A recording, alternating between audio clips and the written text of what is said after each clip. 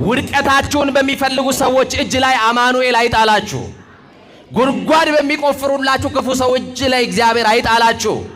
አንድ ጊዜ እጄ ላይ በገባ ብሎ ቀን በሚጠብቅልህ ክፉ ሰው እጅ ላይ አይጣል። ከወደቅን የማን እጅ ይሻለናል? ብንወድቅ የሚያነሳን የማን እጅ ብቻ ነው?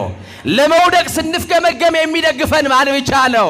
የዘመመው ጎጆአችንን ያቆመልን ማን ብቻ ነው? በፈረሰው ቅጥራችን ላይ ሙሉ ሆኖ የሚቆምልን ማን ብቻ ነው? ኧረ አማኑኤል ነው። ክብር ለስሙ ይሁን። መድኃኔዓለም ብቻ። ይሄንን ቃል የተናገረው ልበ አምላክ ቅዱስ ዳዊት የተናገረው ቃል ነው። ዳዊት ባለአእምሮ ነው። ዳዊት መንፈሰ ጠንካራ ነው። እግዚአብሔር እንደ ልቤ ያለው ነው ዳዊት። ይገርማችኋል፣ ዳዊት እንደኔና እንደናንተ አጉረምራሚ አይደለም። አምልኮ ያውቃል ዳዊት። ለማን እንደሚንበረከክ ለማን እንደሚገዛ ጠንቅቆ ያውቃል። ወገኖቼ ዛሬ እኔና እናንተ ለሁለት አምላክ ለሁለት ጌታ እንበረከካለን። አንዱ እግዚአብሔር ነው፣ ሌላኛው ገንዘብ ነው። አንዱ እግዚአብሔር ነው፣ ሌላኛው ስልጣን ነው። አንዱ እግዚአብሔር ነው፣ ሌላኛው ዝናችን ላይ ነን። ወገኖቼ የተደገፋችሁት ሁሉ የሸንበቆ ክምር ነው። ተንዶ ሳይሰብራችሁ ተንዶ ሳይጎዳችሁ የተደገፋችሁትና የያዛችሁትን ነገር ለቃችሁ አማኑኤል ላይ ብቻ ተደገፉ። ማን ያስደግፋል? ኧረ ንገሩኝ፣ ማን ያስደግፋል? ብትደገፉት ክንዱ የማይዝል ማን ብቻ ነው? ኧረ ለአማኑኤል ክብር ይሁንለት፣ ለመድኃኔዓለም እሱ ብቻ። እና ወገኖቼ ቅዱስ ዳዊት እንዲሁ አይደለም ባለአእምሮ ነው ያልኳችሁ።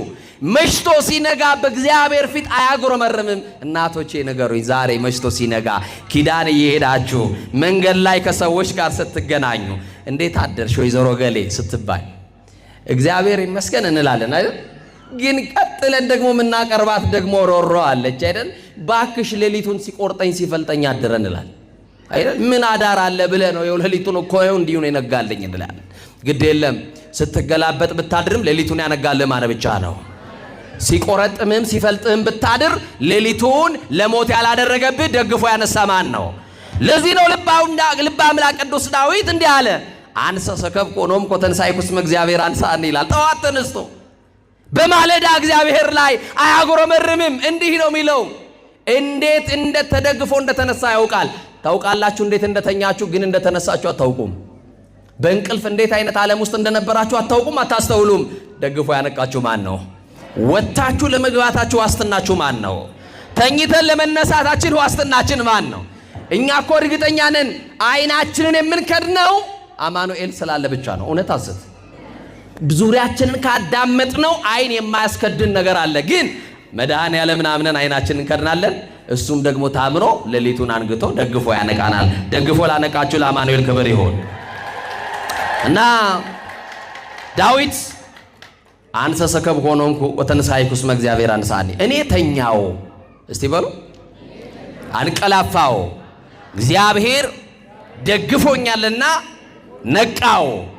ስለዚህ ጠዋት ስትነሱ ማጉረምረሙን ተውትና እንዴት አደግሽ ስትባሉ አንድዬ ደግፎኝ ተነሳው በሉ እስቲ። ደግፎ ያነሳችሁ፣ ደግፎ ያደረሳችሁ፣ ደግፎ የጠበቃችሁ አማኑኤል ክብር ለስሙ ይሁን።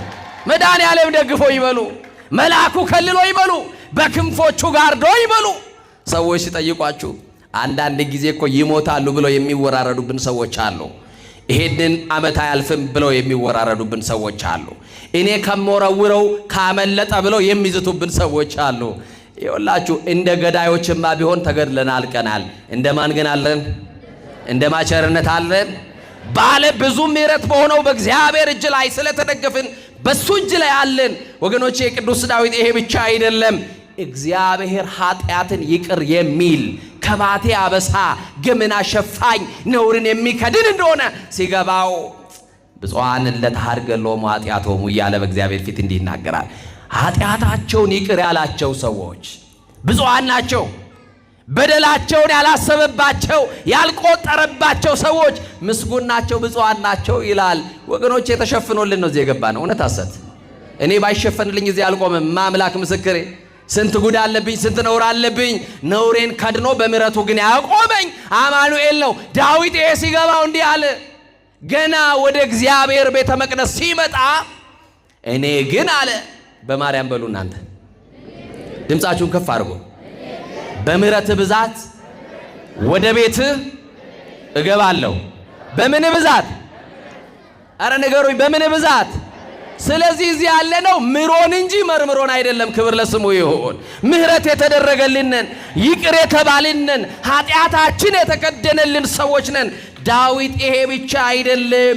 ዳዊትን ጥያቄ ብትጠይቁት ለአንተ ትልቅ ምንድነው ተብሎ ቢጠየቅ የዳዊት መልስ ይገርመኛል። አሁን ለአንቺ ትልቅ ምንድነው ብዬ ብጠይቅሽ ለአንተ ትልቅ በዚህ ምድር ላይ ምንድነው ብል በጣም ብዙ ነገሮች ልትደረድሩልኝ ትችላላችሁ። ቅዱስ ዳዊት ግን መዝሙር 48 ላይ አብይ እግዚአብሔር ይላል። እግዚአብሔር ትልቅ ነው ይላል። እስቲ እግዚአብሔር ትልቅ ነው በሉ ወገኖች። ከኑሯችን መግዘፍ በላይ እግዚአብሔር ምንድነው? አዎ በኑሮ ያለው ውጣ ውረድ ኑሯችንማ የተራራን ያክል ገዝፎ እየታየ መከራችን የተራራን ያክል ገዝፎ ታይቶን መውጣት የማንችለው ተራራ ከፊት ለፊታችን ይደቀናል። ከተራራው በላይ ግን እግዚአብሔር ምንድነው? ከኑሯችን በላይ ማን ትልቅ ነው? እግዚአብሔር ትልቅ ነው። ትልቁ እግዚአብሔርን ይዛችሁ ምን ታጣላችሁ? ከትልቁ ከእግዚአብሔር ጋር ተጣብቃችሁ ምን ይጎድልባችኋል? አማኑኤልን ይዛችሁ መድኃኔ ዓለምን ይዛችሁ የሁሉ ባለቤት ላይ ተደግፋችሁ የሁሉ ባለቤት ጋር እየተንበረከካችሁ ምን ታጣላችሁ? ምን ይጎልባችኋል ወገኖቼ? እና ይገርማችኋል ዳዊት ደግሞ እንደ ዳዊት ኃጢአቱን በእግዚአብሔር ፊት የሚያምን ደግሞ የለም። ኃጢአትን በእግዚአብሔር ፊት እንደ ዳዊት የሚያምን የለም። እንዲህ ይላል፣ አቤቱ እንደ ቸርነት መጠን ማረኝ ይላል። እንደምን መጠን? እንደምን መጠን? እንደ ቸርነት መጠን ማረኝ፣ መተላለፌን ደምስስልኝ፣ አንተን ብቻ በደልኩ፣ በፊትህም ክፉ ስራ ሰራው እያለ በእግዚአብሔር ፊት ለፊት ኃጢአቱን ያምናል። ዛሬ እኮ ራሳችን በጽድቅ ወንበር ላይ ኮፈሰን እንመለሳለን። ነጭ ለብሰን እንመጣለን፣ ነጭ ለብሰን እንሄዳለን። ውስጣችን ግን እንደቆሸሸ ነው። ውስጣችን ግን አልጸዳም። ሐሜት አለ ውስጣችን፣ ጥላቻ አለ ውስጣችን፣ መለያየት አለ ውስጣችን፣ መከፋፈል አለ ውስጣችን፣ ዘረኝነት አለ ውስጣችን፣ ብሔርተኝነት አለ ውስጣችን፣ ጎሰኝነት አለ ውስጣችን። ሰፊ ሀገር ይዘን መንደር ወርደናል። እንዲህ ባለ ቆሻሻ ማንነት ውስጥ ነጭ ያለበሰን ከክብራችን የተነሳ አይደለም። ነጭ ያለበሰን አማኑኤል እንደ ምሕረቱ ብዛት ነው። አማኑኤል ሸፍኖልን ነው።